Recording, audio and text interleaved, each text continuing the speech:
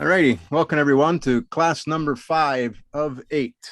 I don't know how many more classes are going to be. We're going to continue them on, but I was going to try to at least cover each one of the topics. And remember that these topics that we're going over, we're not going into detail. We're not going into depth. We want to show you the truth of what you need to know outside of consensus, outside of what most of the astrologers today say and what they may have missed.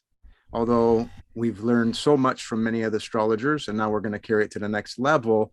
But then to get to that next level means we need to go back in time to the things that were misinterpreted and learn how to read a clock, a circle, a field, the way things manifest in the right way. So I just want to remind everyone of that, right? Okay, so for week 5, we're going to go into of the free book, Our Journey as Arahant. We're going to continue on with some portions of the luminaries in detail. We'll do the zodiac in detail later on what the feelings you get, what the vibrations you get. We're going to talk about the circle of 60 and the cross swastika and the alpha beta. Those are two really important things that you need to teach the kids if you want them to understand life on this wheel in general, to understand any physics. These two are very, very basic, but very, very important. So we'll get to that. A serious question. Why do modern day astrologers only have a home for the 7 classic planets? Some of them going further than that, and they use Uranus, Neptune, and Pluto. And some of them go further than that, and some of them use some of the other luminaries out there. But here's the feeling and the training that we got. Training from spirit, from source. Okay? Juno, her home is Taurus. If you're going to use the classical 7 only consensus, you're going to miss stuff. You will miss stuff. And I'll show you one of the cleanses in a movie that I have in here later of Kathy's. I'm adding that to last video, but I'm adding it to this one too because it's really important. So you just see them there, Chiron, Eris, Ceres. If you look at the weighing of the heart ceremony, you see there the crocodile.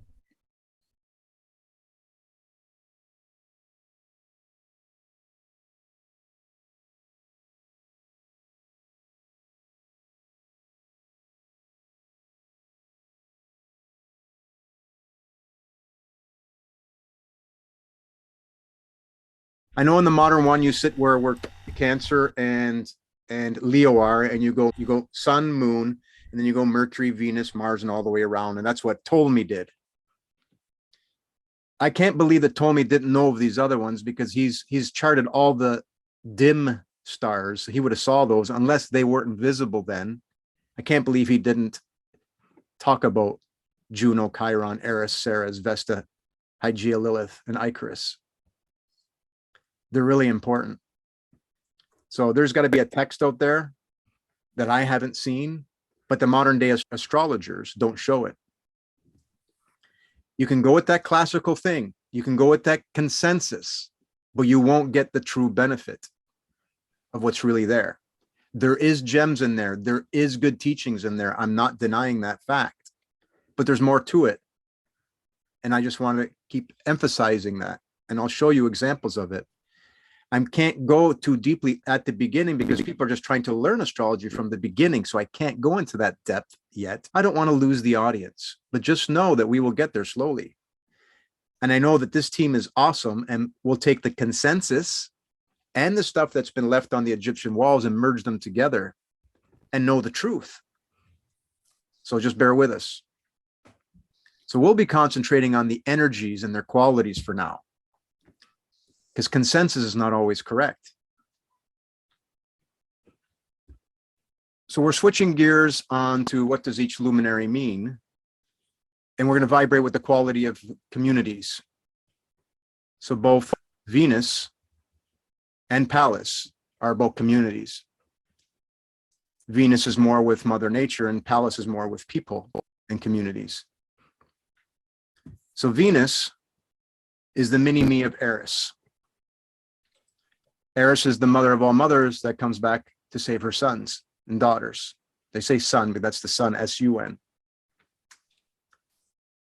So she loves all beings, Mother Nature. So Mother loves everyone. This one, Venus, is the mini-me of Eris. She loves all Mother Nature. That's why you got to get along with the Venus with partnerships, the divine feminine. That's why Mars and Venus have that quality. Mars has no cross and has a downward arrow, which is also part of Eris. So think about that one. So it's represent the self, love between the physical you and Mother Nature, which is the metaphysical collective, one love, Arahant, anima. Meaning anima means soul, right? So I'm just going to show you. In Egypt, they're holding the Ankh. That's a symbol of Venus. That's a symbol of life on the cross. All beings are in manifest. If you look at the glyph of Eris and Venus, you see Venus, a circle, and a cross. That's important. The circle is the all, and the cross is you in manifest. Eris now is exactly the same as Venus, except it's got a downward arrow. It's pointing to the point in the middle where pure love is, pure energy, the middle of the field, the middle of a magnet, ether. It's pure love in that point. So you can see how those two have meaning. Now the question becomes, why do some people display her as Eris as just an arrow? That's very easy to identify. You won't hear the explanation. I shouldn't say you won't hear. I've not heard the explanation anywhere. Somebody may know it. But the reason is, it's a story of Isis. She goes away into the underworld and then comes back. The astronomers, old astrologers, knew very well that she goes away and comes back. So when she's not visible, she's not on the cross. Hence, there's no cross. She is visible now. They found her in I think it was in 1991. Anyway, recently found her. So that means she's back on the cross because you can see her. And obviously we can feel her now. And that's part of the cleanses we're going through. So that's how all this works. The glyphs are very important. The meanings behind them are very important because it's telling you about how to get off the cross. And then I just threw this in there because I just saw, why do we wear an anchor around our chain? There's a circle, there's a cross, there's a point going down. You're tethered. Things just, when you start getting to this detail, you'll start looking at, think for yourself, don't go a consensus, and let things flow. And then they just start popping it, which is that's happening to everybody. Things are just starting to pop. So the more and more you start looking, the more and more you become aware. And I already got ahead of myself, but I'll reread it anyway. Note that the glyph of Venus is that of the Ankh, as shown in the hand held as Isis in the blue, which is right there. A circle and a cross, circle representing the infinite, no beginning, no end. The cross representing manifest and our infinite dyings on the cross. Holding an Ankh is a state of mind status in community, showing others that you understand and are Arahant. Well, we decided that we're going to put them around our neck. This was a status symbol, no different than walking around and having the swastika on your hat. That was showing truth, but then some tyrants come and took it over and made it go away, but it's coming back now. We understand what the swastika means, and we're going to have that exercise today. What does all this have to do with astrology? You have to understand the circle to understand astrology. You have to understand the glyphs. You have to understand the meaning of life to understand astrology. You can't just look at a chart because it's just, what is a chart? That's why it's so scary, but that's why I'm going through it this way, because it makes sense when you build it from the root up. So some still unknowingly wear an ankh around their neck, a breadcrumb, a gold chain with a cross.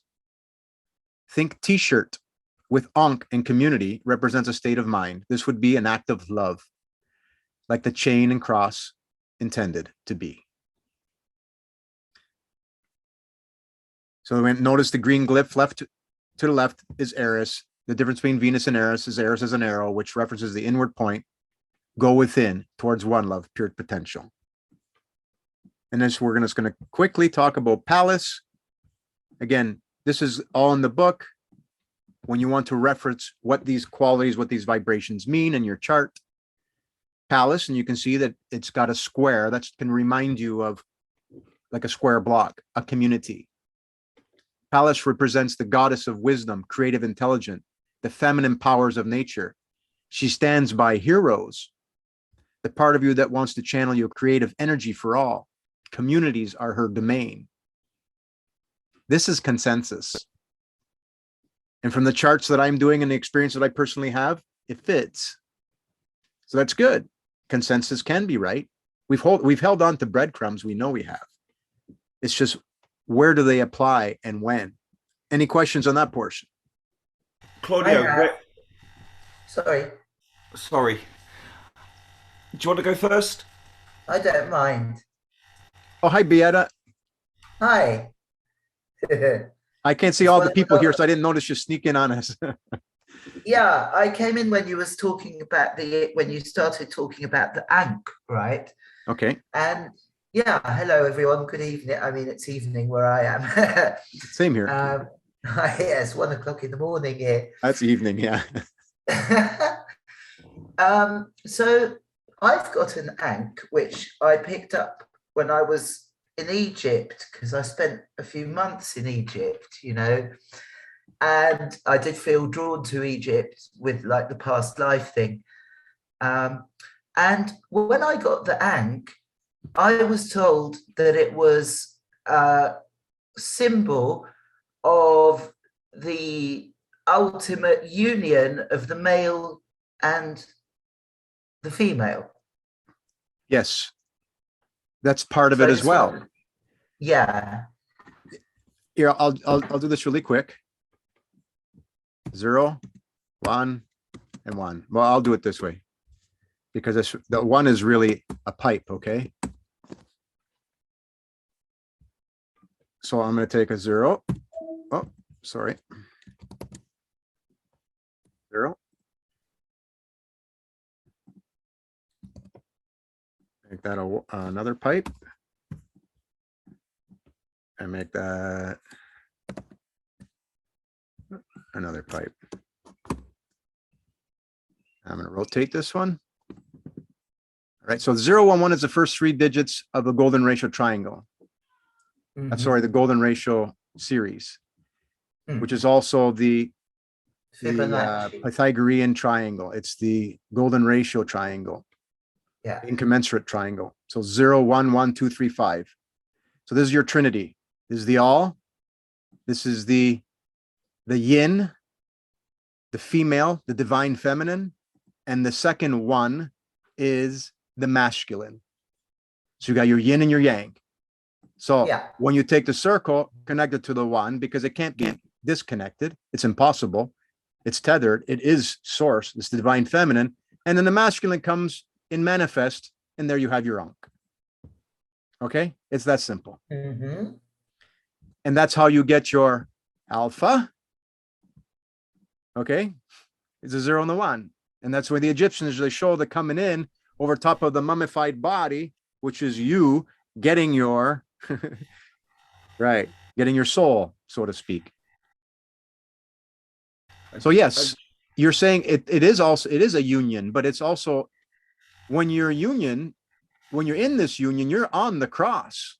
You're on the infinite dying on the cross. The goal is to have the best experience on your infinite on this infinite wheel, or get off the wheel. One of those two. Yeah. So that is a correct statement, what you said. But it's also, don't you think it's also very important to have the male and female within you balanced and integrated? 100%. 100%. Yeah. But that will just keep you on the wheel. What you have to do is make this one on an amplitude so small. This is when you're going from red light to blue light to infinite light. because you got a coaxial circuit. The smaller the waveform, the smaller the magnetic portion of it brings you down to pure love. This, what I just took, when you take that out of there, now you're getting into the Tesla free energy stuff. When you pass light through a pinhole, that's how you get a laser. You're chopping off the masculine to become the feminine. So balancing is good, but you want to let the reign, the divine feminine, to reign over you. You want to squash the masculine, squash the scorpion as much as you can, and let the divine feminine take over in each and every one of us. And that's what this return of the Phoenix rising, the mother coming back, she's back on the cross to come and teach us this. Yeah. This is what's missing.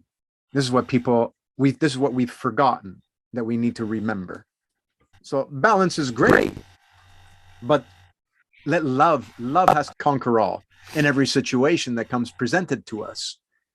That's where we get back into, if we are not understanding why these out of balance things happening in our life are caused by us, we need to love what's happening in a manner, not love what's happening, but love that it's happened so we can attenuate it, so to speak, learn from it.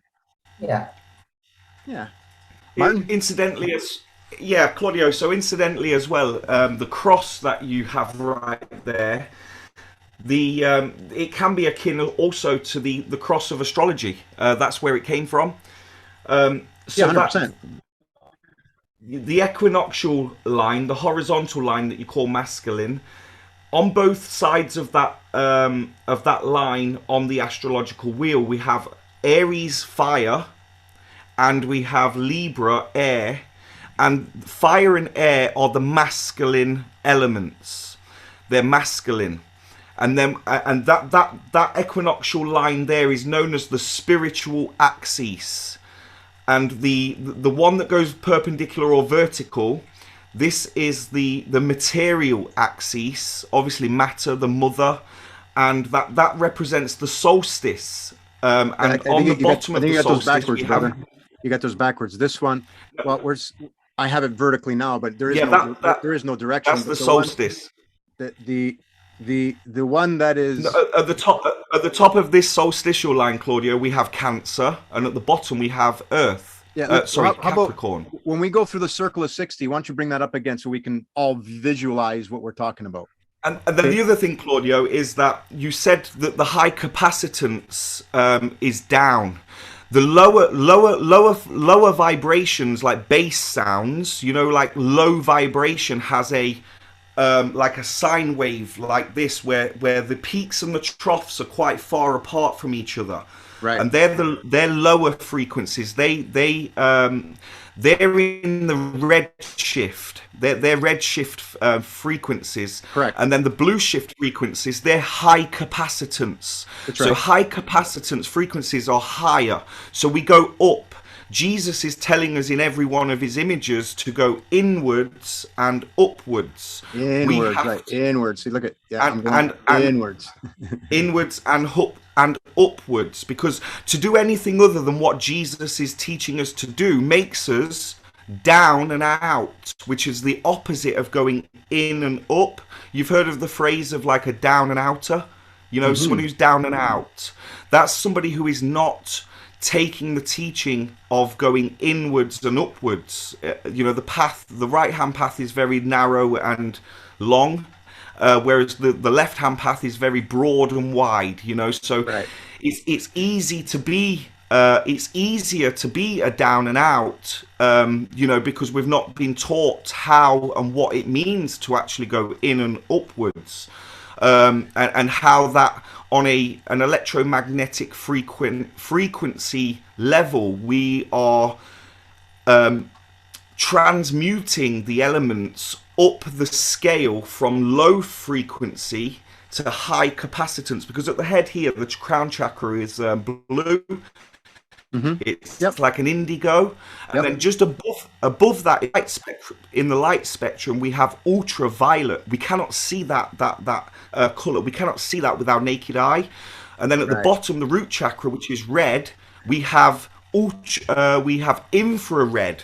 just below that. So Right. we're existing in an octave within the electromagnetic frequency where blue is higher than red. So red is low. And blue is up, so higher frequencies, high capacitance, they have troughs and peaks much closer together, so that they kind of vibrate like this. That's what I was trying to get across. Yeah, that would be a red shift, and then this would be going towards gamma. Okay, that's correct. Right, exactly. Yes. So that's what I was trying to get across. Thank you very much. And we're gonna move along now. Anybody else got a question? Could I just ask the question I wanted to ask, Claudio? Okay. The list of attributions to the homes being the zodiac signs, to the Juno being in Taurus, and Chiron being living Sagittarius. Where are these? Where was this sourced in terms of these placements? The Akashic records. I was given this. I was trained to it. I'd wake up in the middle of the night. Animals wake me.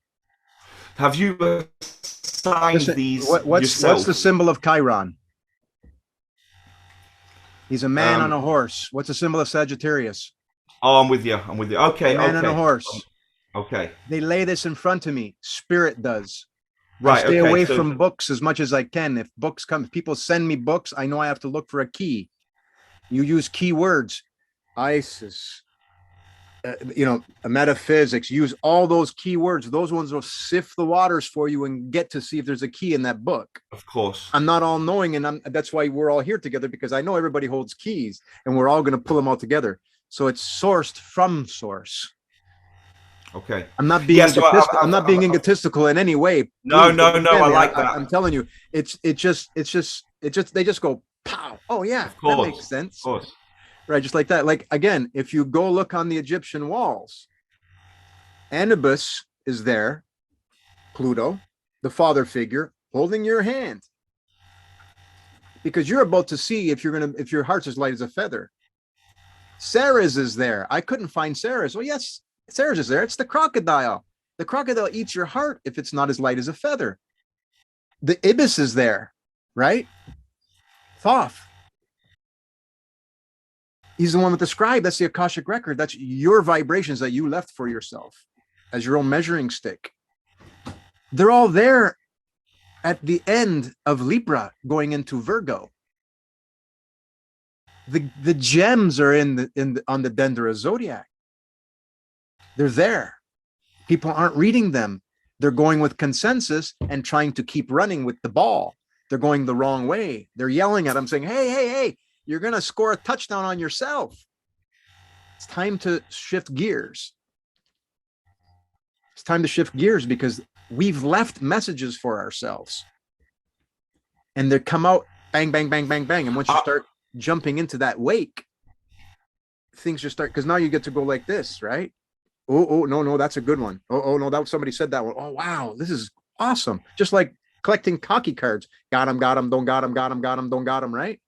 And it's all merging together like the self-esteem prophecy. So that's how it came about, brother. It's just the Egyptian walls, waking up in the middle of the night, things just showing up. Somebody sends a video. It's like, it's there. It's like, and it's just all synchronistically coming together. That's the beauty of it. You got to open up to that synchronicity and they all just start landing in. I mean, it's right that you say, Claudio, because I've read lots of books. I've actually got my own collection of astrology writers, astrological writers, Bonatti, Ptolemy, Al-Biruni, which is he's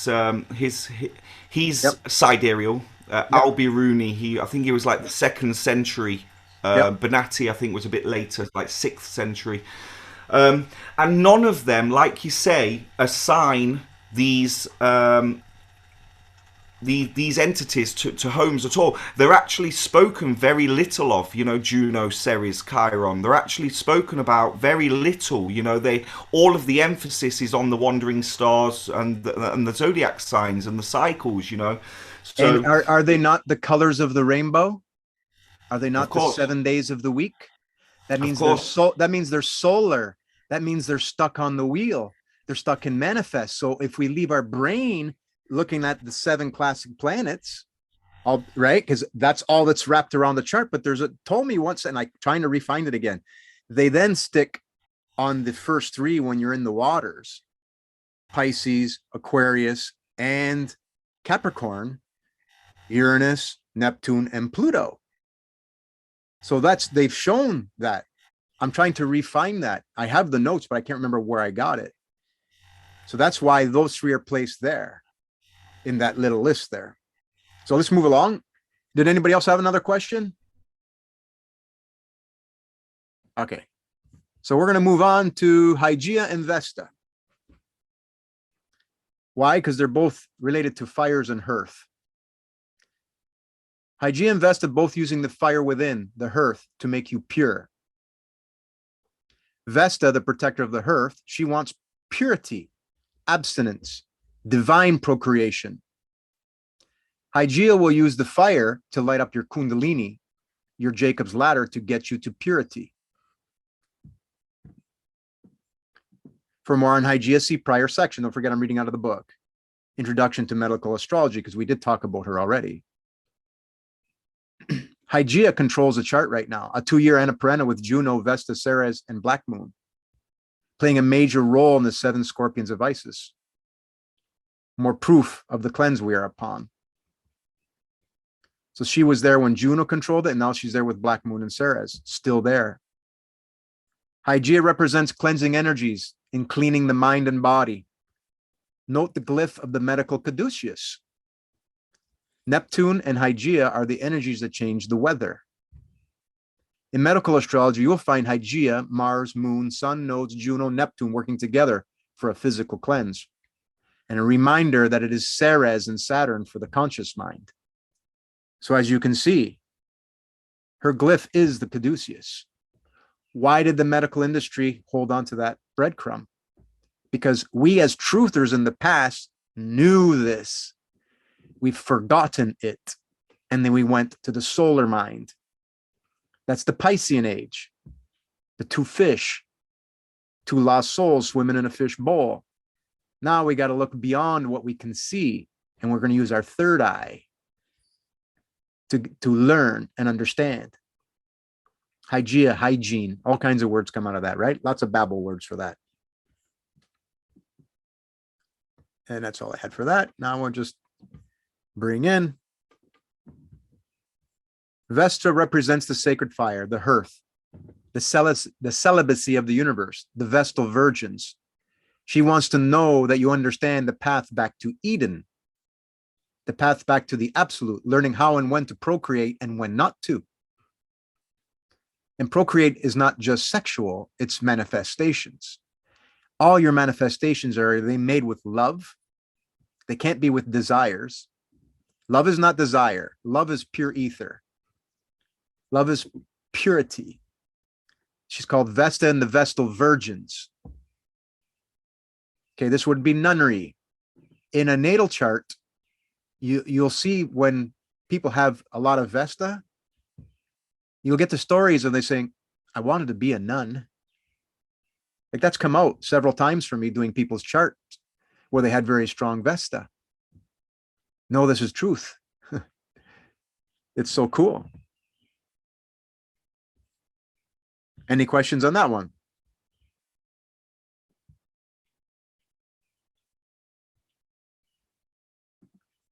Okay, we're going to do a little exercise now.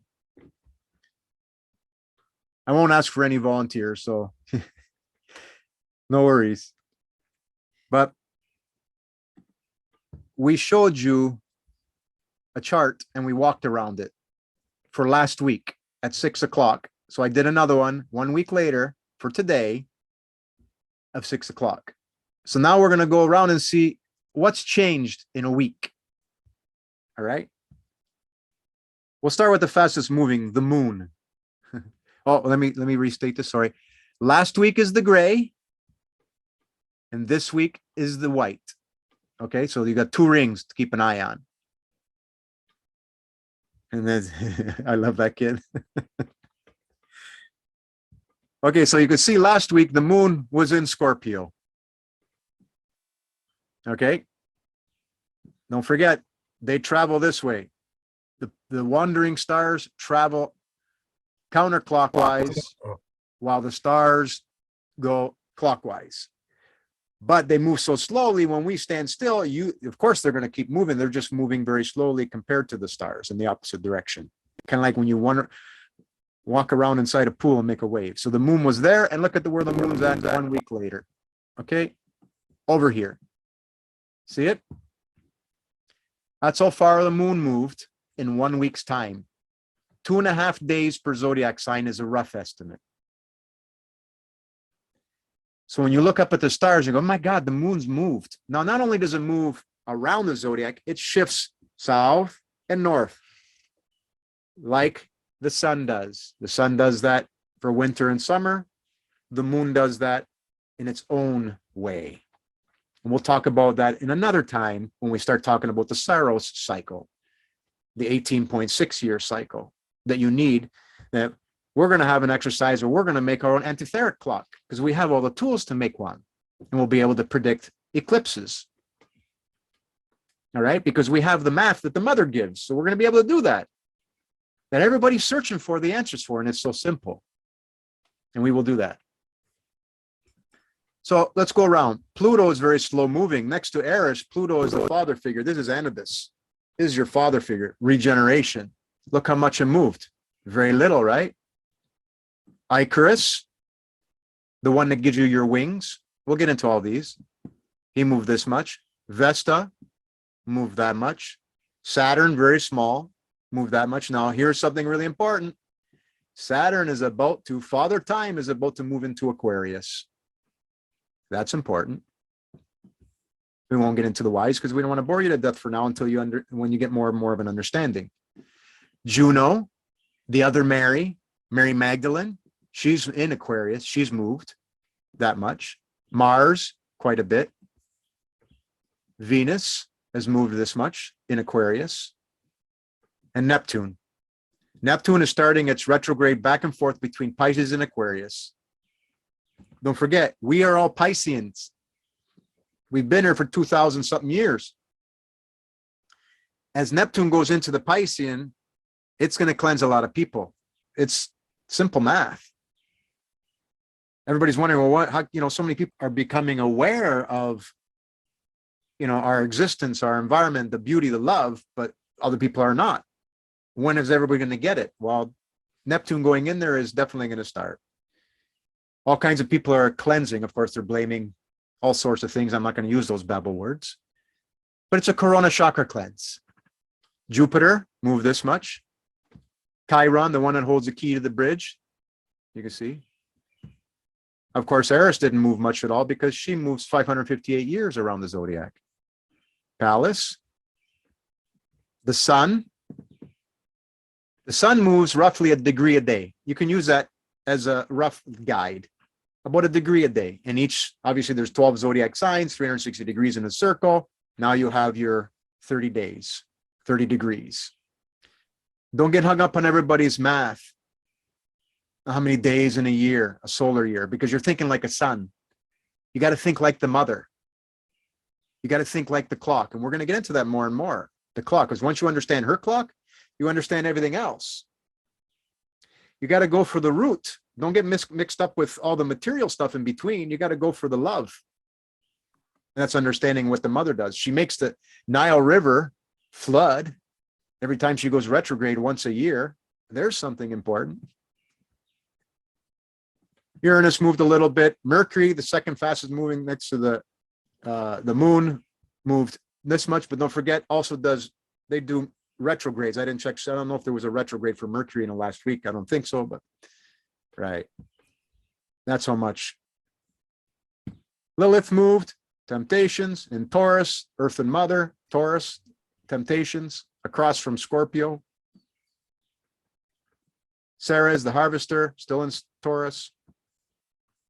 Oh, what's important is, because controlling the chart, everything that's on this half of the chart between the South Node and North Node, sorry, that's the North Node and South Node, these are controlling the chart. There's Hygeia and Libra, weighing of the heart in retrograde, one more time, testing people. Is your heart as light as a feather? Controlling this whole chart. Mercury just joined the party. The Akashic record holder, your vibrations. Memories coming back. That's going to hit a lot of people. And it'll be, so when Mercury's going by in Taurus, Mercury is going to be reminding you about earth and mother things, motherly things in the physical world. It's pretty interesting that Lilith is there at the same time. So that's the type of things that you can expect to look at in a chart when you start knowing these vibrations and their qualities and what to expect. Lilith, Ceres, Black Moon giving signs, Ceres the harvester, Hygeia, goddess of cleanses, and with the ibis that's there at the weighing of the heart ceremony, Mercury is important. So every day, see, we're together for a reason right now, not just to learn astrology, but to benefit from it. With Mercury coming in and joining, if you get tested of your heart as light as a feather, it's showtime. Understand it. That's what's really important. When you look at, see what the changes are, and you start looking, go see and go read what that thing is, and then if something comes up to you, you're going to say, ah, I'm getting a message. And that's what I do. I don't go look like this all the time. I don't. I wait for it to come to me. If something happens, then I go look. And you'll know it. So that's what's changed so far from last week to this week. And I just wanted to show you going around, say a couple of words. Hopefully they vibrate with you as you get to do it more and more, as you get to learn more and more of the qualities of each one of the friends you have here, because these are all your friends. Hygeia, Vesta, they're all your neighbors. They're your friends. Get to know them. They are you. Your vibrations that you left for you are coming back to you. You might as well know what they mean. That's what astrology is about. Questions? Benjamin? Yeah, Claudio, you made the statement from the north node to the south node counterclockwise, which there's less aspects on that side, but that's the strength. Could you expand on that? Yeah, let me just grab a line here. Why isn't the strength going the other direction clockwise to this? I don't know if I used that word strength or not, so I'll just re-say I'll just try to answer your question in case I use the wrong Babel words. Work with. Maybe I got it just the opposite. Maybe I was thinking yeah, from the north node to the south node, strength, because all the aspects are on that side. Right. So yeah, they're not aspects, but these luminaries, and this is a node which is you can't see it, so it's a vibration that you can see, which is really strong. They're all on one side of the chart. This separates, okay? And I'm going to show you how it separates the sky. I got a picture that I took that I knew one day I'd figure out what it meant. I'll save it for another time. But this drew a line in the sky, the north and south node, across the whole sky. There was a black line. It's bizarre, it's wild. You've seen a picture if you've seen it on Facebook. I posted a picture of the Bennu bird there, the great heron, the great blue heron, standing on a post. It was that view there that later in that season that I took a picture with a buddy of mine standing there. So there's something very special about energies where the north and south node are. Obviously, we know that because it eclipses the sun and the moon, but why did it make a black line across the whole sky? It's freaking awesome. So they separate the sky. This is precession. These precess, these go backwards. It's like they're constantly in retrograde. They do an 18.5-year cycle all the way around the zodiac. But they're controlling this side of the chart. With the sun being on this side, this means nighttime. So they're cleansing us during the night. Everybody in the world will have the exact same thing because the sun is in the exact same location. But the sun is about to cross. what is it? We get on April the 30th, we have a minor solar eclipse, a partial, but we have a full lunar eclipse on May the 15th, my daughter's birthday. Hence why I want to tell her that looking at her chart, she might get a little dizzy that day. So South America, North America is going to be witness to that full lunar eclipse. The energies of it, that is, whether we visually see it or not, I haven't looked at it yet. But the sun is going to cross over. It's really important that day. So these are controlling the chart. It was Juno before controlling the whole chart. That's the other Mary.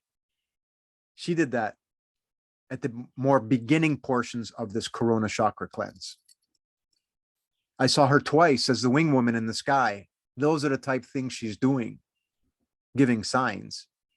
She's the mother looking after us while the other mother's gone away, not visible. Hence, we got away with what we did in the Piscean age. Did that answer your question?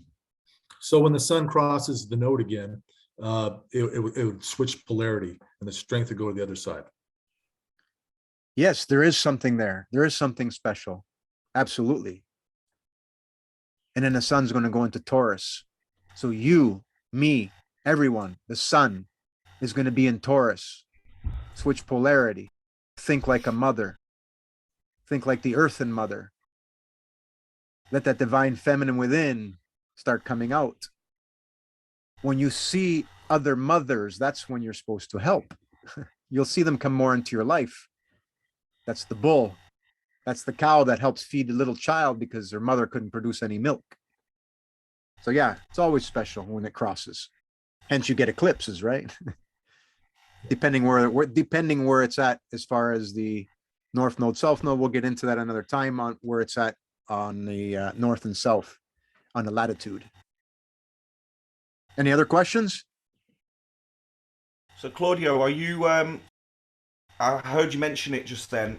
Are you in tandem with the thinking then that it's the north node and the south node, Rahu and Ketu, that is the causes of our eclipses and 100%. not the 100%? I'm there as well. I'm glad you kind of slipped that in. But another conundrum, Benjamin, is similar to what you mentioned there, is that when the sun's at the Tropic of Cancer, it's the furthest away from the Earth, but it's the hottest it gets on the Earth. And then when the sun is at the Tropic of Capricorn, it's closer to the Earth, but it's the coldest. So it's like really mad, you know. That's like you were saying about the Right. sun retrograding, the retrograde of the sun and the moon. Beautiful. Right. Exactly. I've had that exact same thought, Martin. That one baffles me as well. But I know that this group's going to figure that one out. And the sun never retrogrades. The sun is always direct. Well, I know, but I was asking Claudio a couple classes ago, why doesn't the moon, the sun retrograde? And he goes, well, the aspect of the the moon waxing and waning, or the sun going away, or doing Right. It's not a typical. There's an aspect of retrograde. Right. It's not a typical retrograde, but people say that the sun retrogrades when it stands still on the Tropic of Cancer or Tropic of Capricorn. In other words, it flips to the other side of the magnetic field. So some people call that a retrograde. Whether it is or it is, it doesn't matter. Whatever we call it, it's just another Babel word. And the moon, yes, the moon has a retrograde cycle because it grows and it shrinks. So does Venus, the other ones as well, right? We know that when you look up in the sky, you can see Venus is looking like a quarter moon and a half moon when you zoom in. So I got go ahead. To understand retrograde, the simplest, I would say, it's like being on a motorway in your car or your automobile, and you're in the middle lane, and you are, all cars are going forward. However, you may slow down slightly where the person in the fast lane is he overtakes you because you're slowing down, but then you may speed up again, and then you take over him, and then it happens again the other way round. Like the boat, no planet ever goes backwards at all. It's just retrograde is a term that describes, because of the cycles moving and there's wheels within wheels, there is this effect where a planet seems to be going backwards, but it's not. It's just the effect of the cycles within cycles and the speeds at which those cycles are moving, that sometimes the outer planets or the outer entity looks as if it's going backwards, but it's not. It's just, you know. Yeah, we will get into that because there's a lot of different models. We'll get into that. I don't want to get into detail here.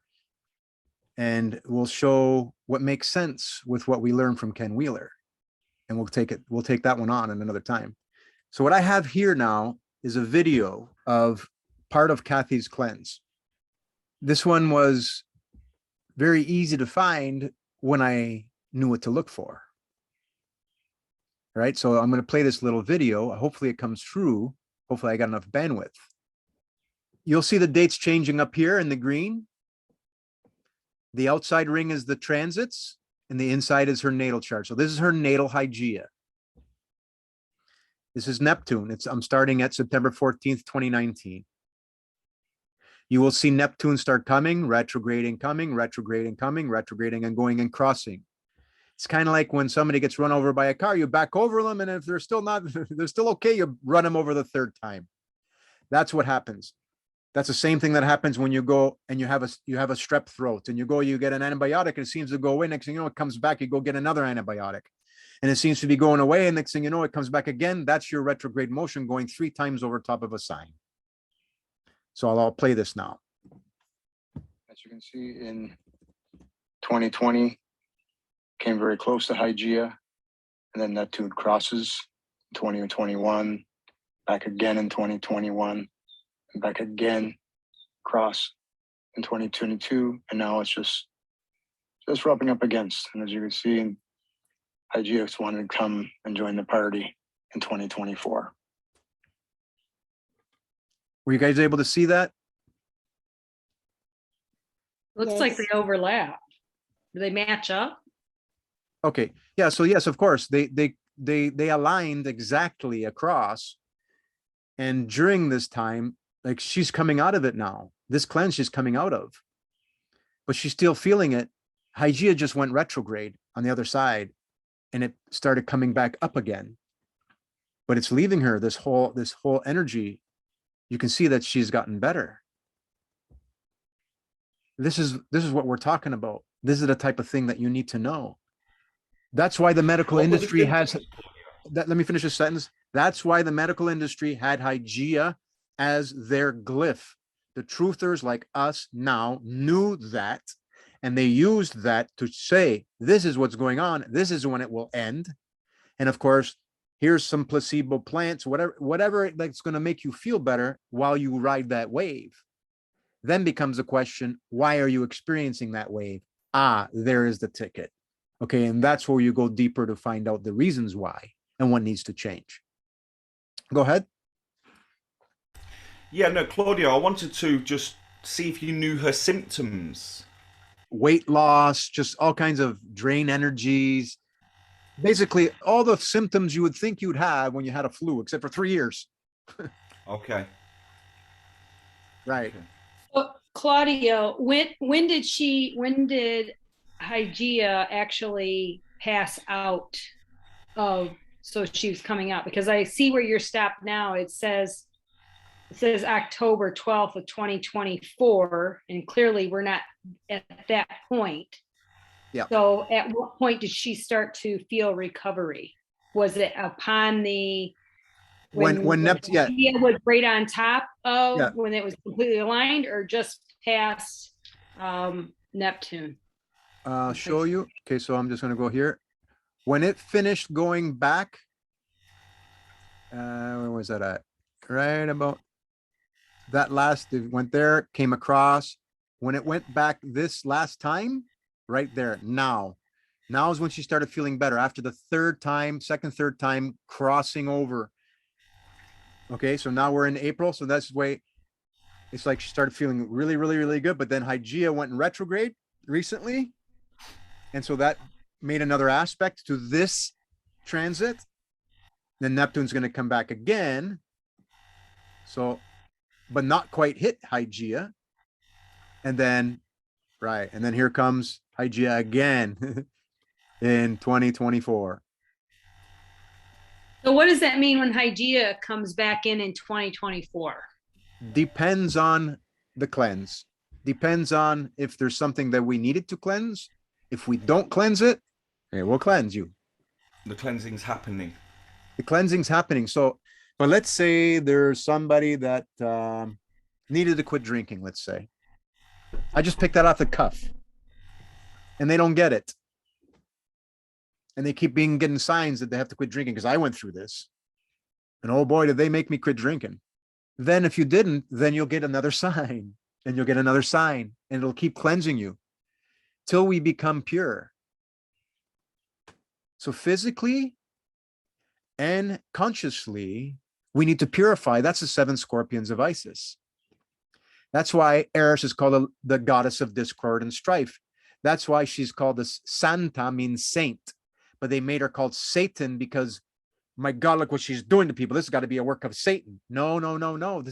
These are vibrations you left behind for yourself. So don't look for anybody else to blame, because these are our own vibrations we left for ourselves to cleanse.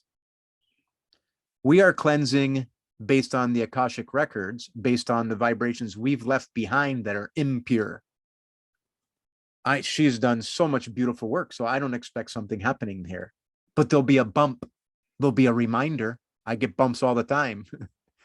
It's like, and then I go, look, I don't look anymore. I just, okay, I get it.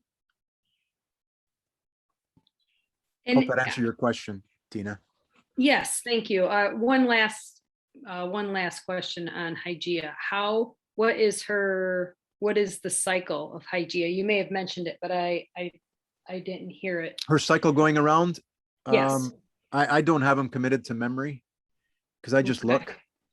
I just haven't done it. Okay. But Thank I you. will. But I just wondered how often we have to be aware that we're going to be cleansed again. Well, Is no, it every 12 months, or is it Yeah. 18 months, or right.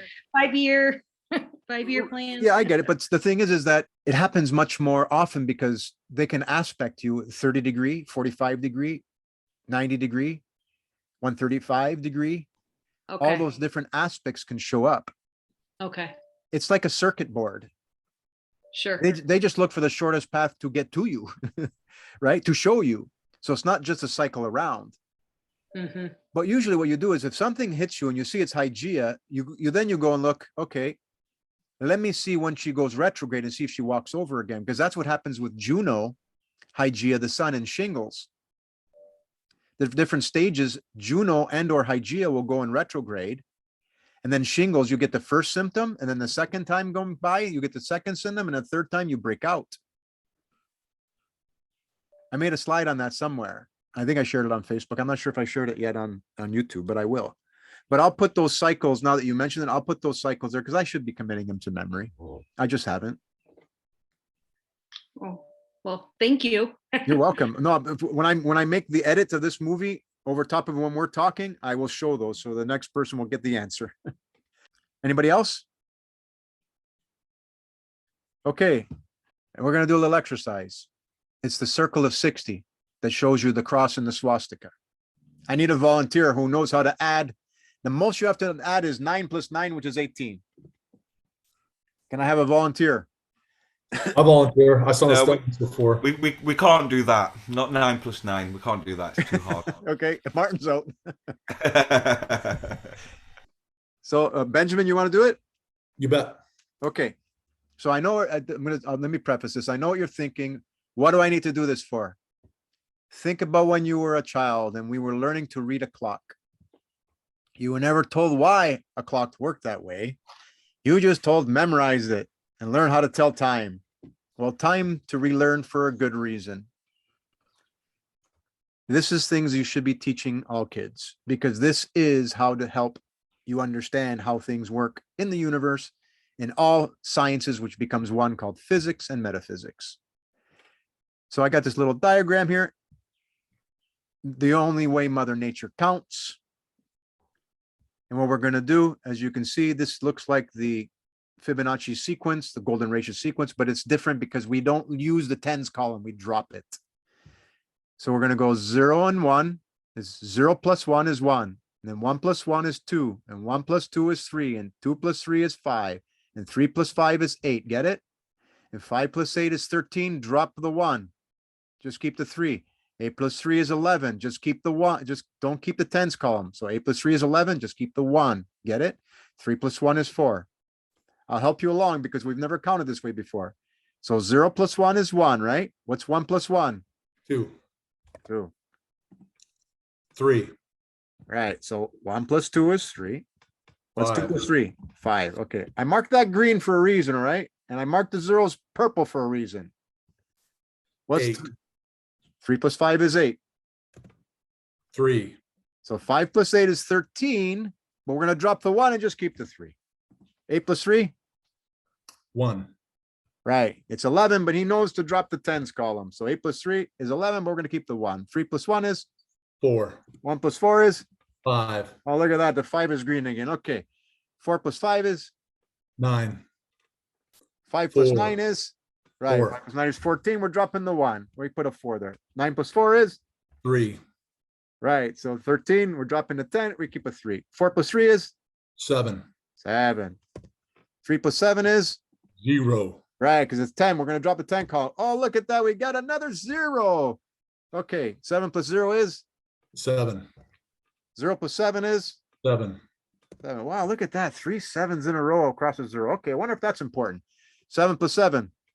4, 14, right? So we're going to just keep we're just going to keep the 4. 7 plus 4.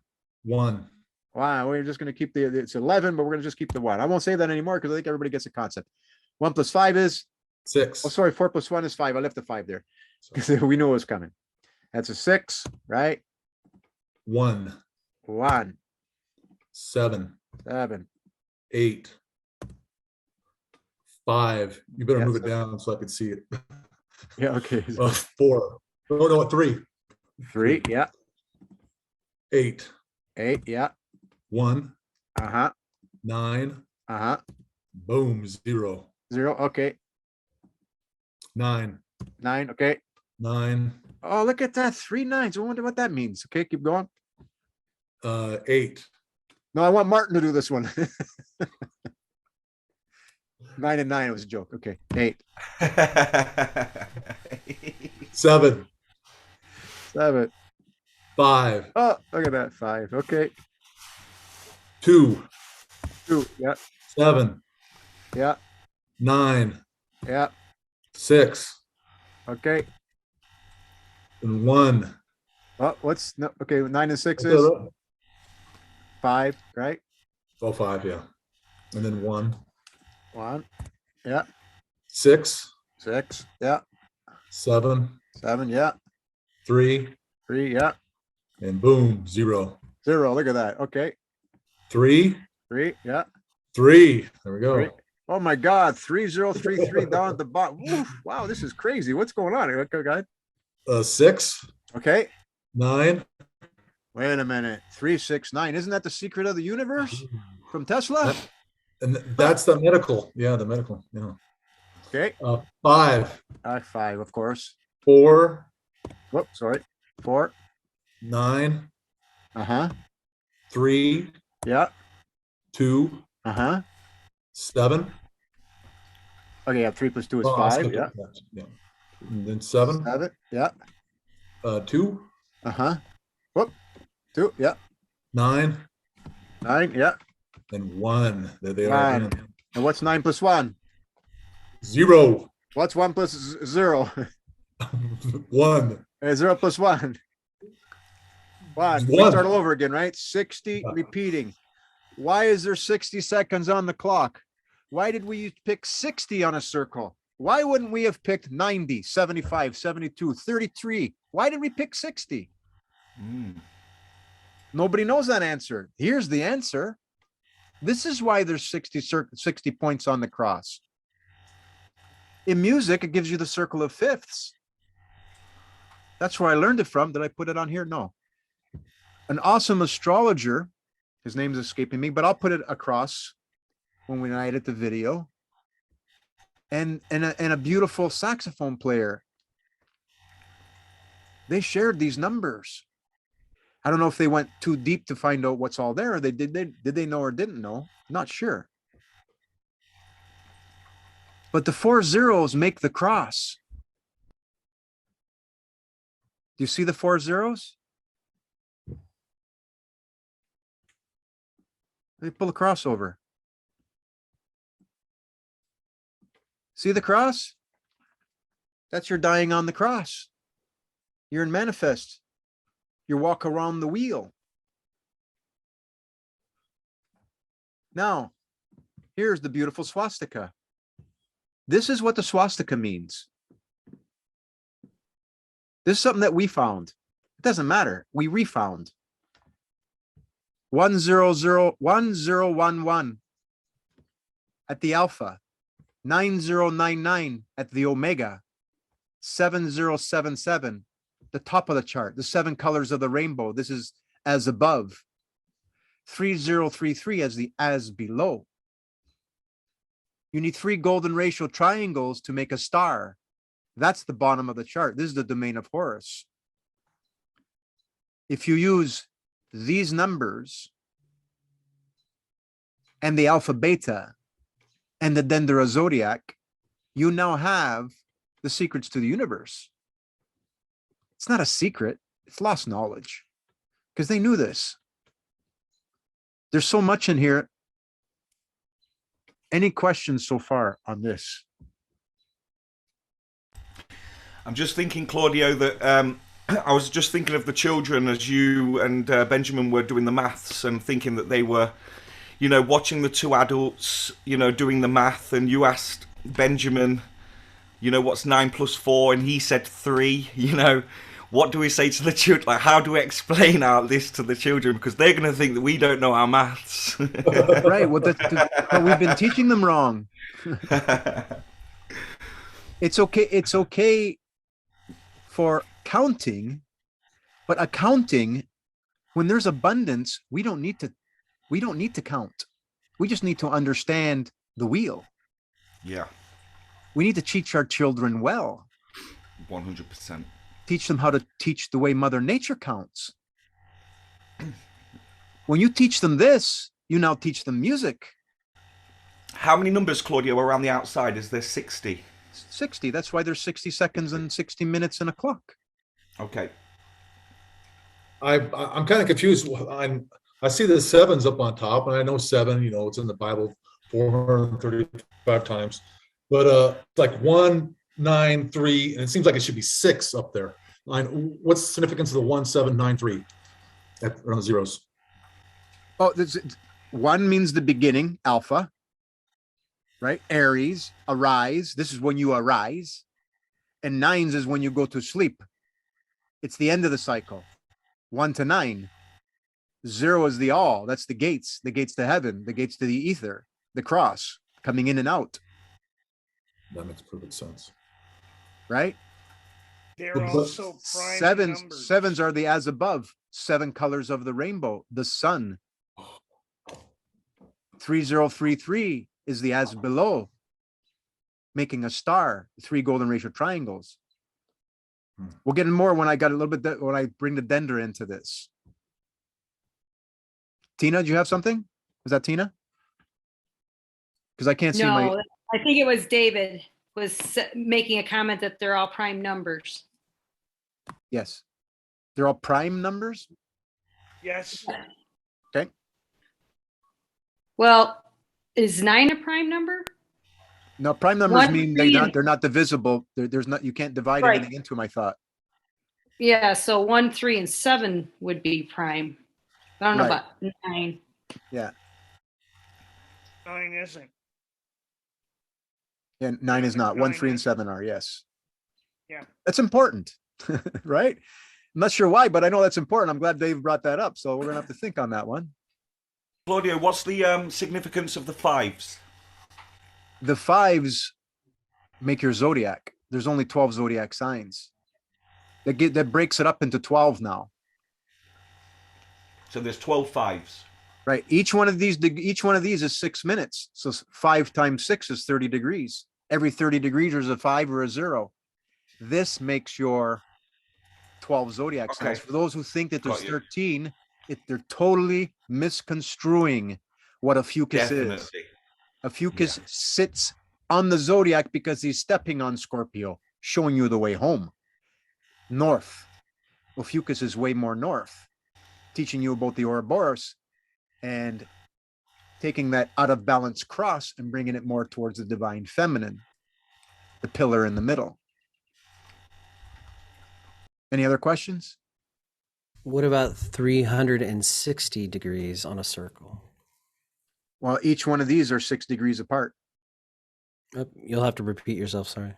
Yeah, so each one of these markings are 6 degrees apart. So there's 360 degrees. Oh, okay. If there's no other questions, we're going to move right along. And we're going to get into the alpha beta. Images is how we communicate best. The alpha beta is a set of 26 beautiful glyphs created to explain our being on the wheel of life. The English alpha beta is the best set of glyphs out there that explain our life on the circle of 60. You need 26 of them. When you look at all the other languages and lettering systems, they need to have 26, and this will prove why. So these 26 beautiful glyphs created to explain our being on the wheel of life. Similar to filling out the circle of 60, the alpha beta was used to communicate states of vibrations on the clock, but they used symbols, and they are direct interpretations, attempts at the Denderah Zodiac. So it's beautiful. I've seen the ones that others done. I've learned this from Santos, but we've taken it to the next level and understanding why it is this way versus putting the T on the bottom. And you'll see. So you wrap the 26 letters of the alpha beta with the M and N in the middle, the moon key in the middle. These were beautiful glyphs related to those on the Egyptian walls. Once again, man thought them to be sounds and made words from them. We speak babble because we lost our ability to use images. Every language is a different babble of misinterpretations of reading this clock. That's why we need to teach the kids the true meaning of the clock. That's why there's megalithic structures all around the world to be there as reminders for us to go look again. We have since then had to form images with a series of letters, which started throwing us off. But we still hung on to the breadcrumbs. Meanwhile, we were meant to form images for each letter. I touched on this already, but a typical misinterpretation babble word is Santa, Satan. In Italian, another language, the word Santa means saint, but it is the same alpha beta as Satan. The reason for calling Santa Satan is the 7 scorpions of Isis, which we are upon now. Whenever Isis, Eris, Madonna, whatever you want to call her, returns, we cleanse our karmic sins faster when she comes visible on the cross again, i.e. instant karma. So of course we are not happy when Mama gives us a timeout. You are a god, goddess in training and may have not been good during the Piscean age. S is a wave.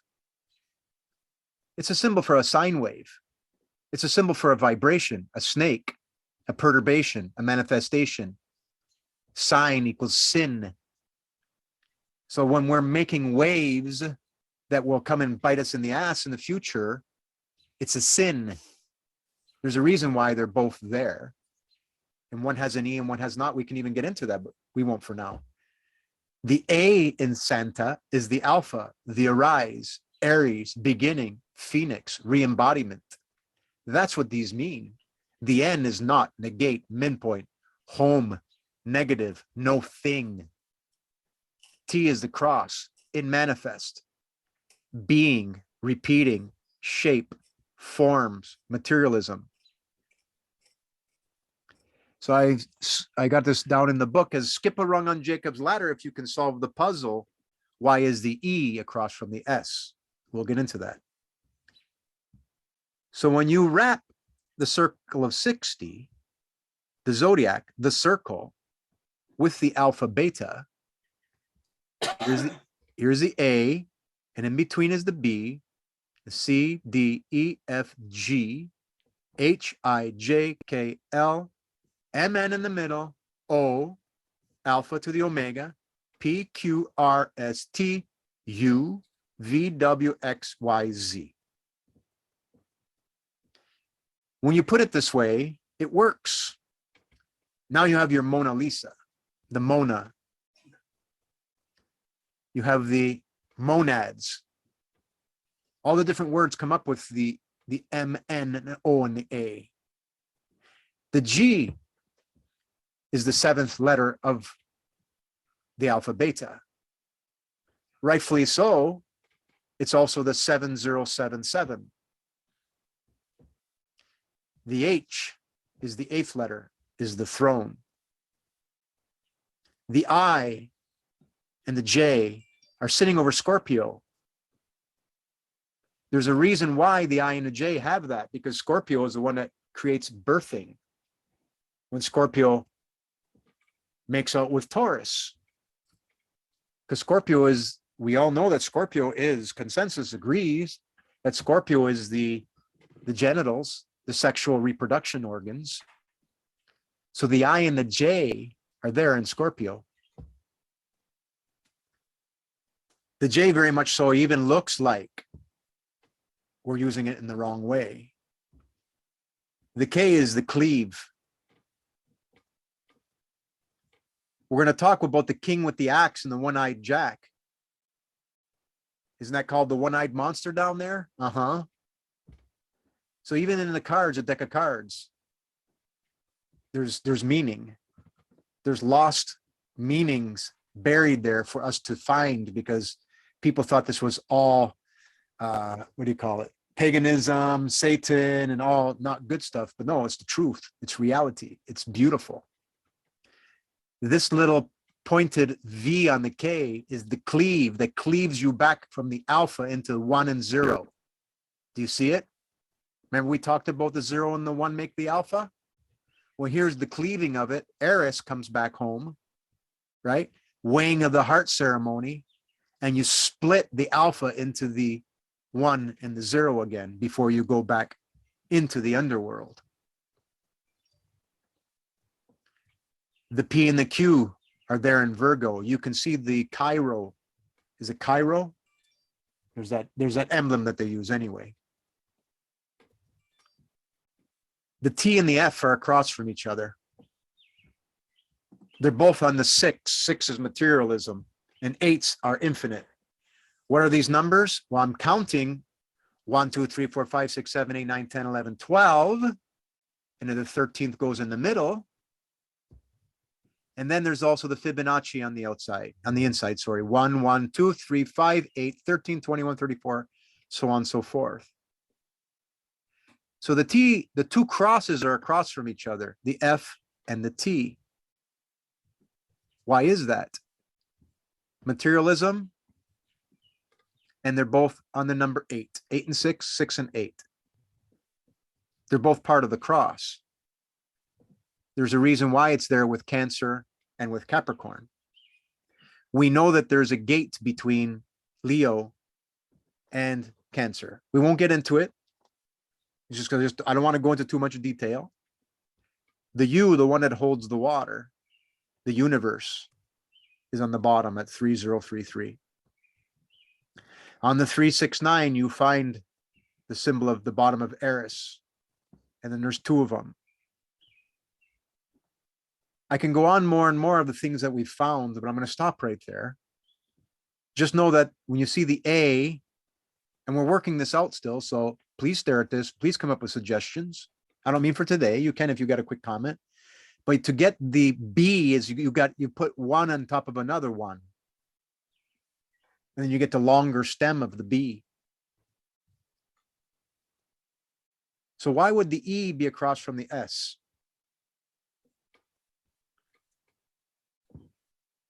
On the Denderah Zodiac, the sine wave is represented by an S. They didn't use just an S. They used a little bit longer. We've used S. And the reason why it's across from the E, because the E is the Fibonacci spiral. Do you see the Fibonacci spiral in the Denderah here? It's not an E. That means a magnetic field. You're a point source. We are a field. When we're an embodiment, we're a field. When you get off of the cross, you become light again.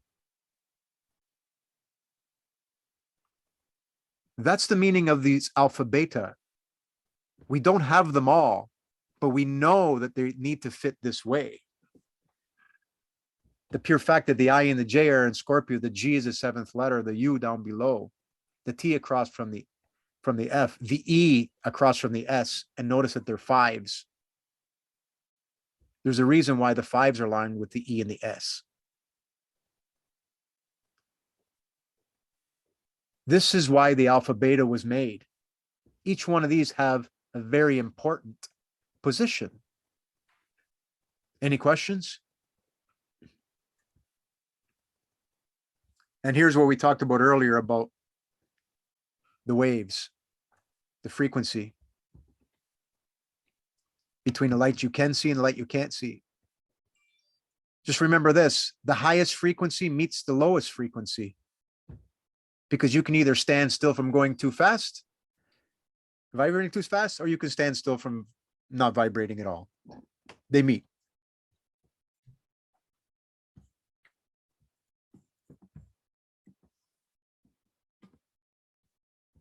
And I showed these two fields because to give you more information about the E is representative of this torus field.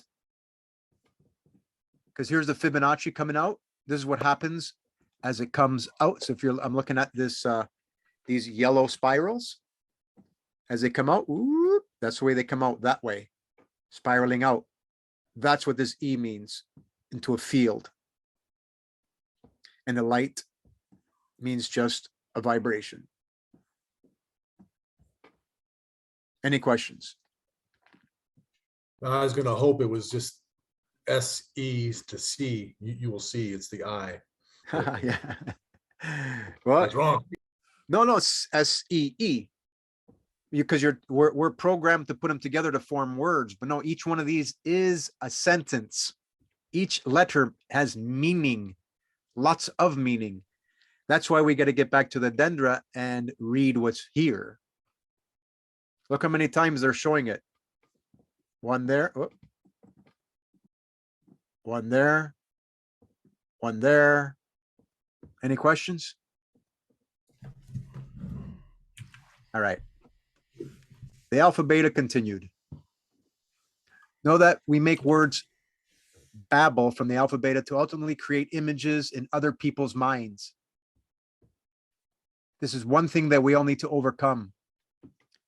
Why share not good words, babble, as you are manifesting something that is not loving? But alas, we are upon the fall of Babylon. One can already see communication as taking the form as collective consciousness. Images are being shared faster than ever. We're using emoji instead of words. Spirit is already making the shift from Babel to images. Next is removing all images that are not good. Spirit is doing this already right in front of our eyes. Think hard on this one. Can you give an example? Oh, cancel. Don't use a word that will form an image in a child's mind. You can say to them all day long when they're jumping on the couch, don't do this or else. No, say, please, I want you to be safe. Give them the image of the safety, not the image of what's going to happen, because he will see that and that'll be a manifest and that will happen. You get it? Like using the example when I was helping coach hockey. The coach kept yelling at him to stop going offside. The kid kept going offside. I pulled him aside after he yelled at him so many times. I said, what Coach Mike is trying to tell you is if you would have straddled that line, the other guy with the puck would have crossed. You still have momentum. You would have come across. He would have gave you the puck. You would have scored a goal. His next shift out, he did exactly that. He straddled the line, passed the puck to him. He scored a goal. If you keep telling him to go offside, he's going to go offside. He's visualizing the offside. He's hearing your Babel word. It's really, really, really important that we clean up the images and the words that we use when we speak, because it's just coming back to vibrate us. And let's move on to the original intent of the alpha beta. For example, let's take the first letter. We already did this because a question came up. For example, let's take the first letter of the alpha is the 0 and the 1. We already went through that. Look at that. The alpha, which sits at the Phoenix rising position, is made up of the first two numbers of the Trinity, 0 and 1. We already talked about that. Right? The 0 and the 1. Well, it gets better. Look at what the Egyptians show for A, the alpha. Okay, here we go. So here's the Egyptians showing you that they're carrying in the alpha. I think they call it the Shen.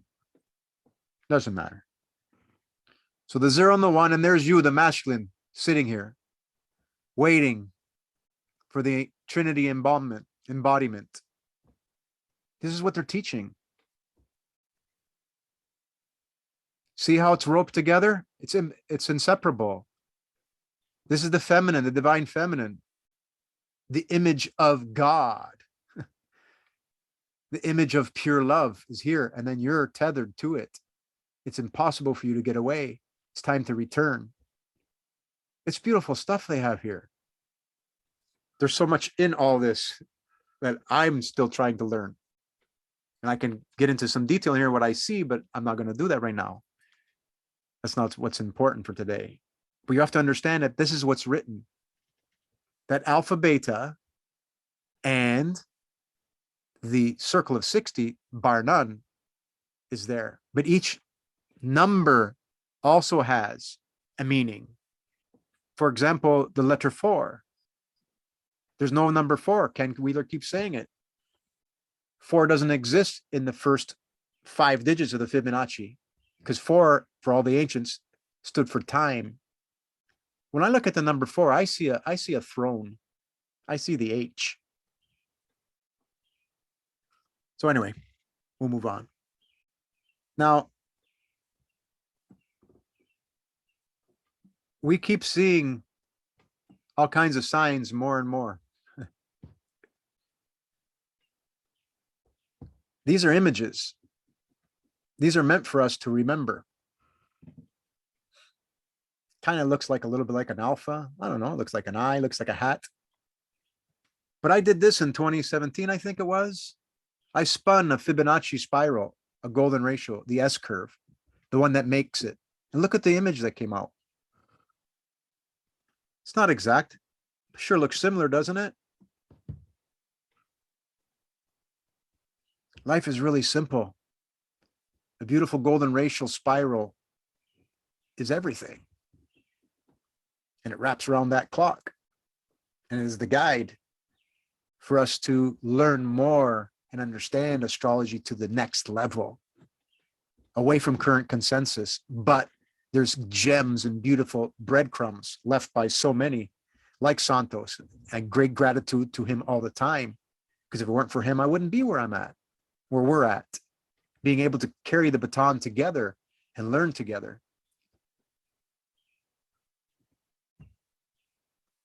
Any questions? I know we've gone over. I got one more quick slide and then we're finished. No questions? So teach your children well.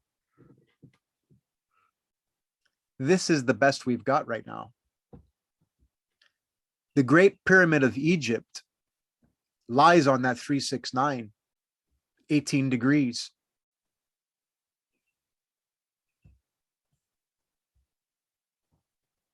They knew.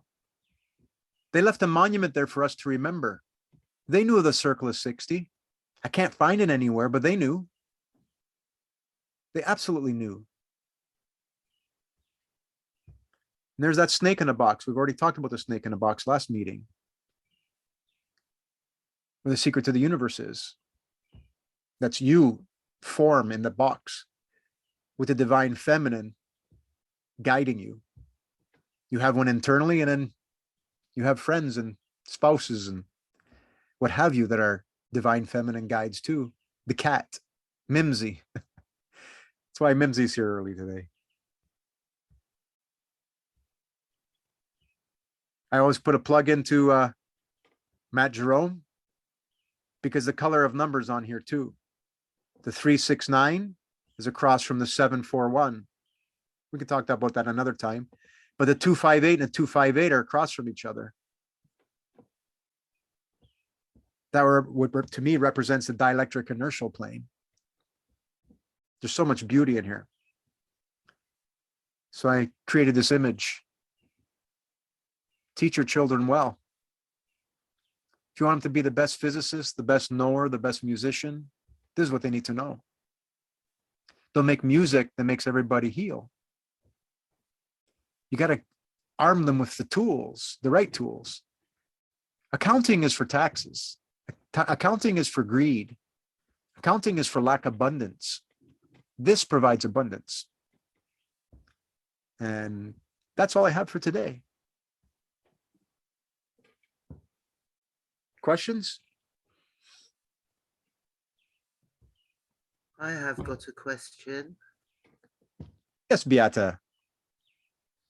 It's about the symbolism of the swastika. Okay.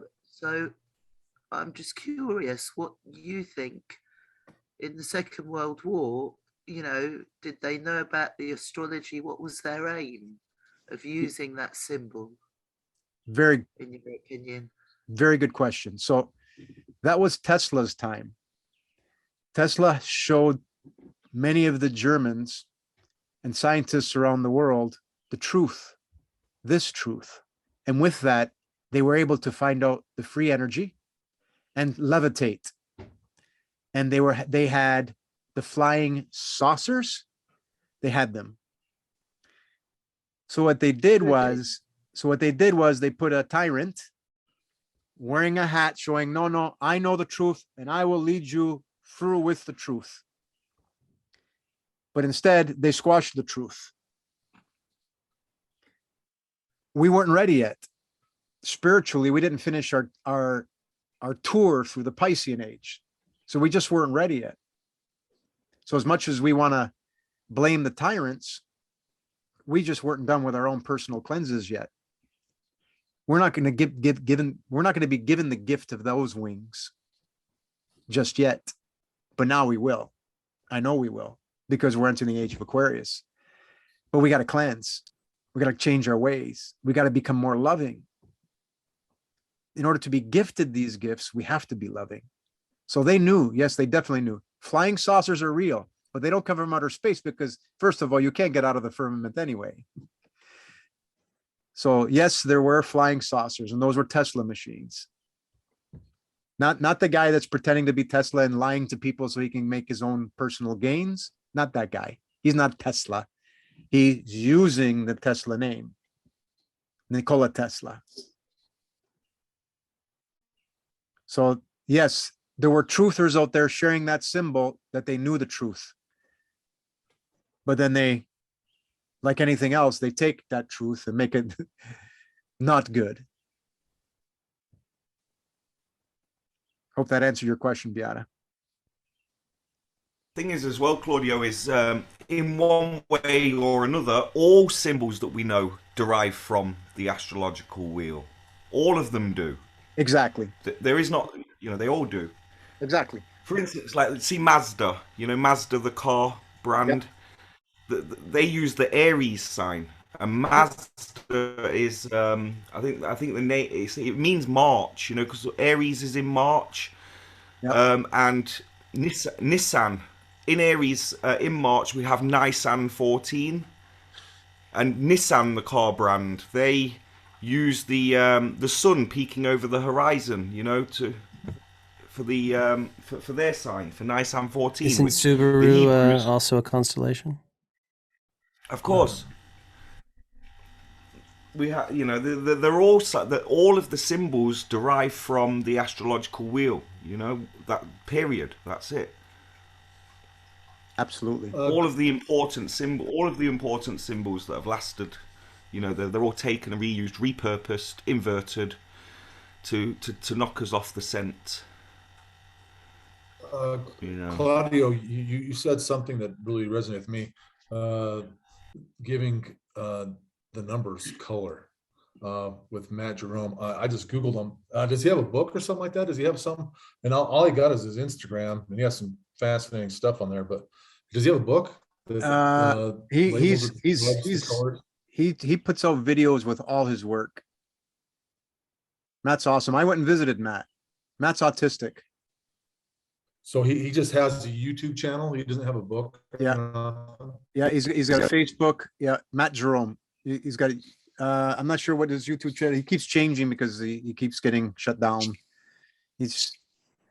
I keep telling him, Matt, you gotta love more. You gotta love more.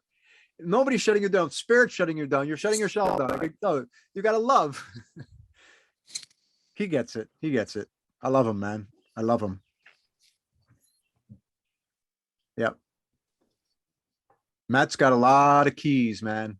He's got a lot of keys, and everyone is different. We're all different. Anybody else? Teach your children well, man. I don't. Go ahead. I'm not satisfied with your answer to my question. Okay, that's why I asked you. So you're talking about the swastika? Yeah. So yeah, it's a beautiful thing. It's truth. And they just wanted to squash the truth because they're going to lose their pixels. They were going to lose all the bankers invested in all the energy grid everywhere. And that if that got out, they'd all lose their bank accounts. Yeah, and there's something called inversion. So you can take a symbol and completely change its meaning and hand it to the public and keep the true meaning for yourself. Right. I actually use this illustration when I explain to people about symbology. I go, what if I showed you a white flag with a red circle in the center? How do you feel about it? Most people go, not much. I go, what about a red flag with a white circle and a black swastika in the center? Oh, that's horrible. That's awful. I'm like, you know, in war, there was all kinds of atrocities. And if you read about the Pacific Theater, it was just as awful, if not worse.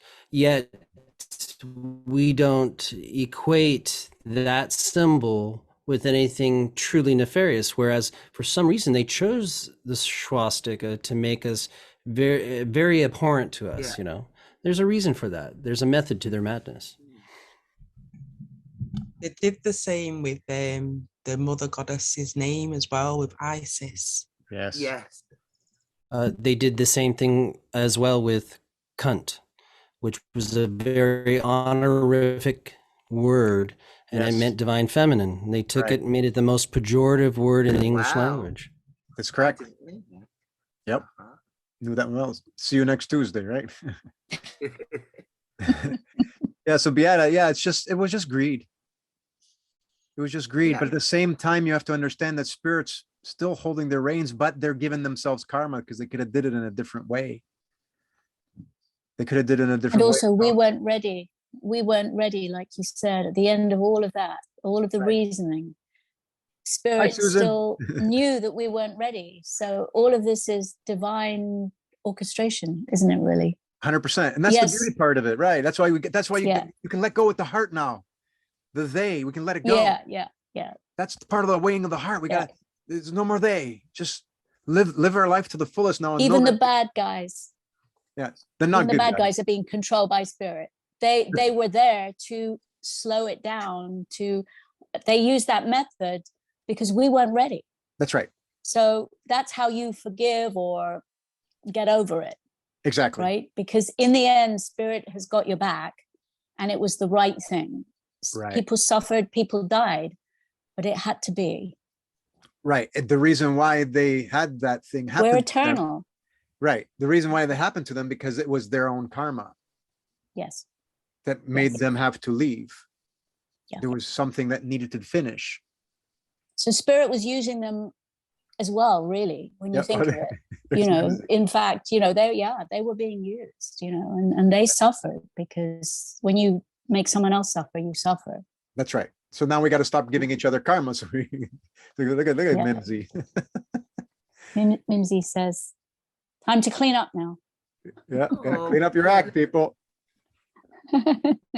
Groom yourselves, get ready. She's back. And to let David off the hook, I said there were 52 letters in the English alphabet.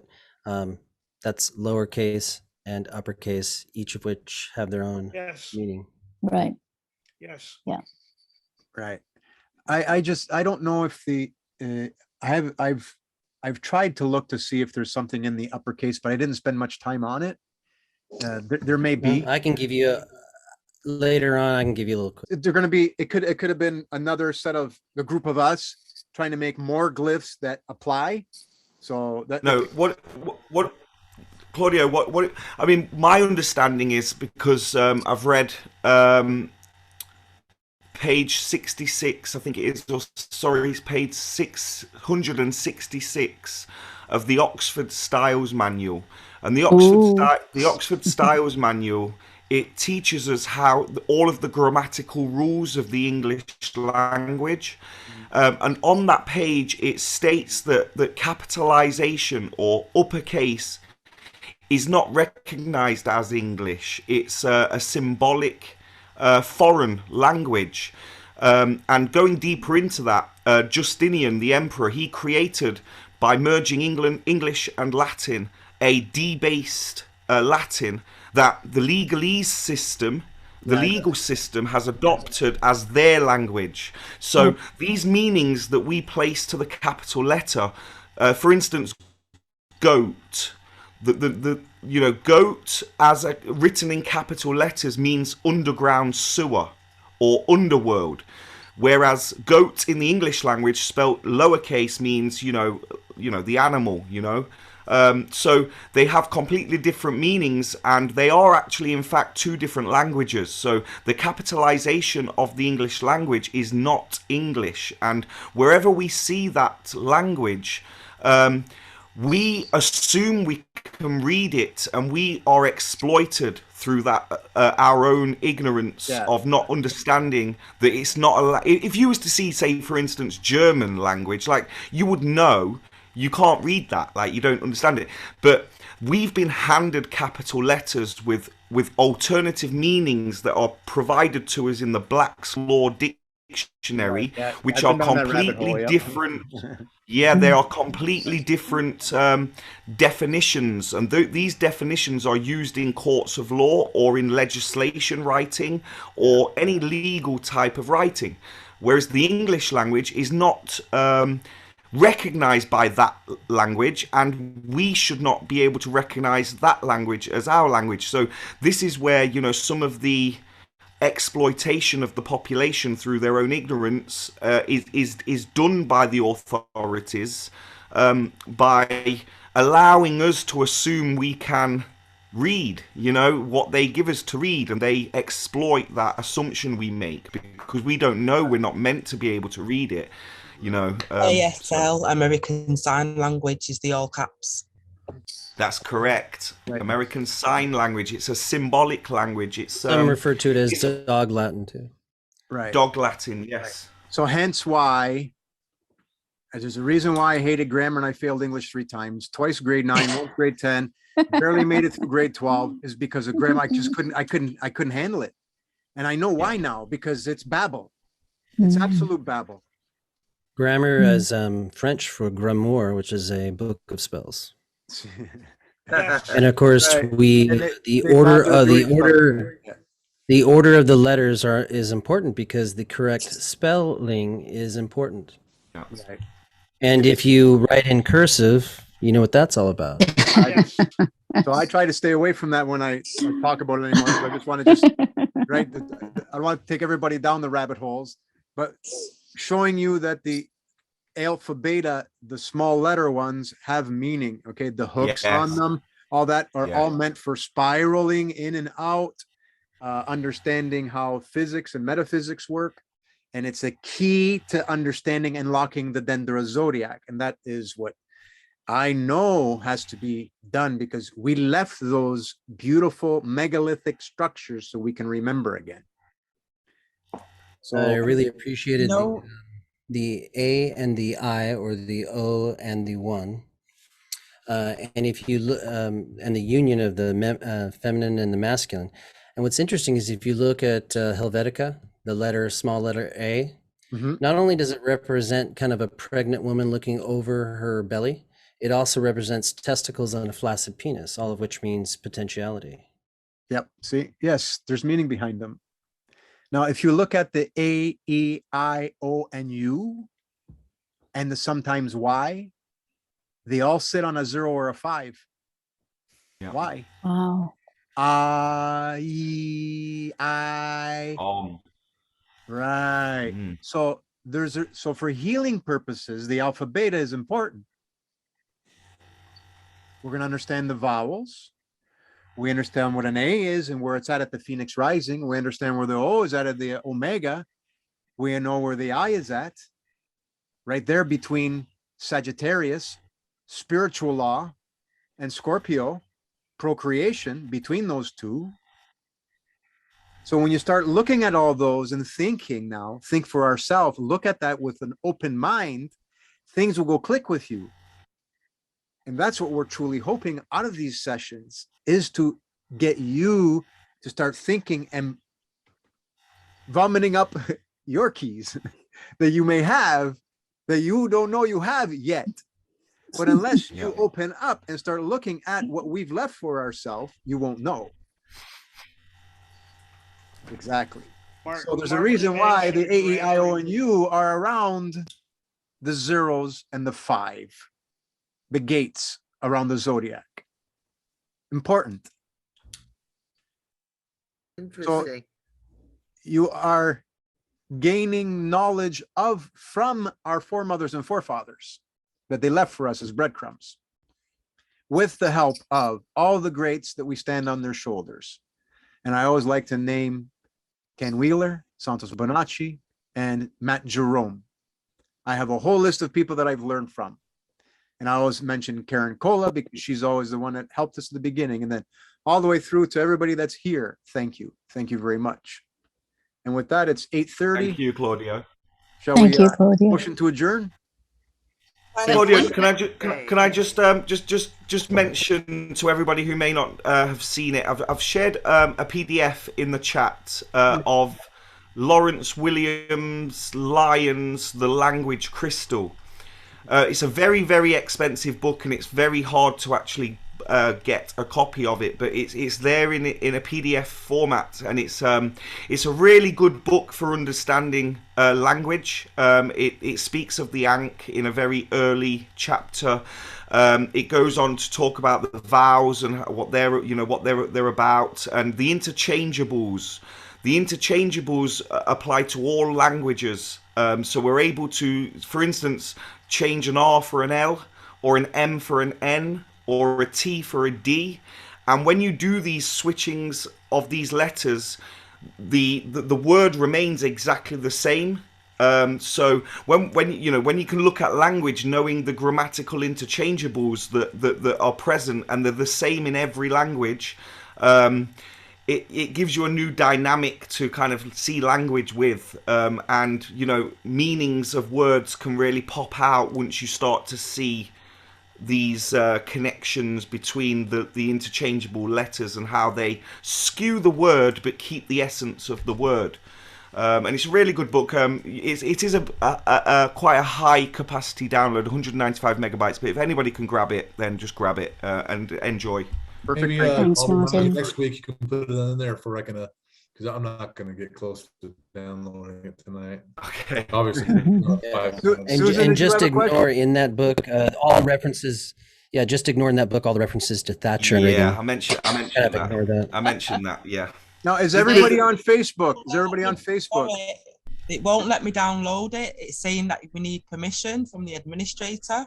Oh, Mine just downloaded. That was my question, was about what the okay. title was, but Okay.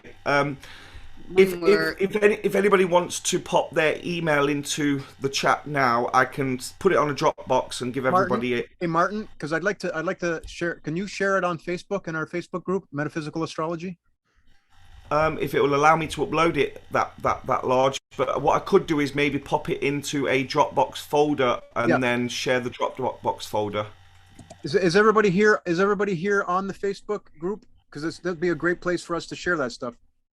Okay, let me have a look. Facebook is from Satan. Yeah. No, I'm just Spirits running those. he meant Santa. Oh, that's exactly. Satan is Santa, which is saint. Yeah.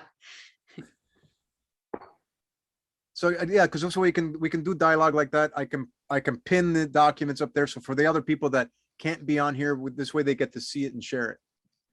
And you can share files in groups too. Claudio, can I well, tell me what I got to do. Shall I email it to you? Yeah, or just post it on Oh, Facebook. hold on. I've got quite a few emails turning up, so let me grab these. Yeah, leave that with me. I'll try and get it on the Facebook, and I'll send everybody an email invite as well. Perfect. Awesome. So Susan, your question was answered. Susan, you're good? Yep. Okay. Yep. It was about the book, so that's great. Verna's got it. Okay. All right, everyone. See you next week. Thanks, Silvio. Claudio. Just don't call me late for supper. No, I won't. All right. Take care, everyone. Okay, Love you have all. a good week. Love you all. Love you too. Thank you, Claudio. Take care. Thank you, guys. Bye-bye. See you next Thank you, week. everybody. Bye. Bye, everybody. Bye. Love.